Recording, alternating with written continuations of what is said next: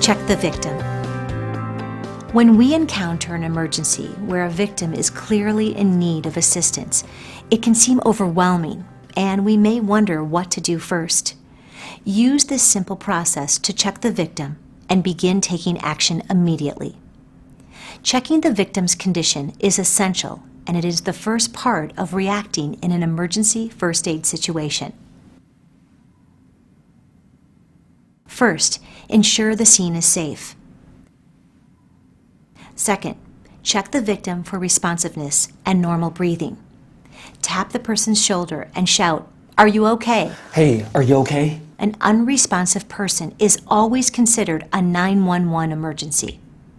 At the same time, check whether the person is breathing normally. Occasional gasps are not normal breathing. If the victim is not responsive, call for help. If alone, call 911 from your mobile device if you have one.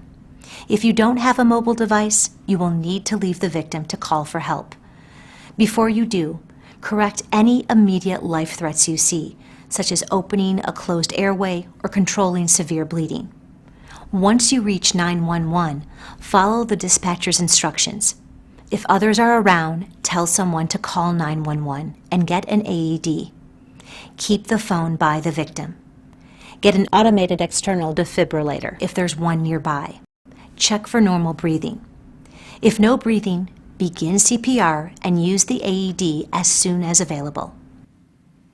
If the victim is responsive, talk to them or ask bystanders to find out more about what happened and the victim's condition. With a clear-cut injury, provide needed first aid before collecting the victim's history.